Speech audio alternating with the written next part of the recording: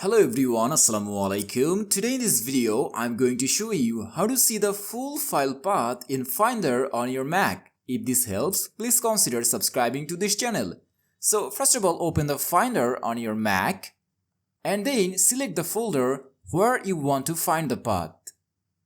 And now, normally click on this View option.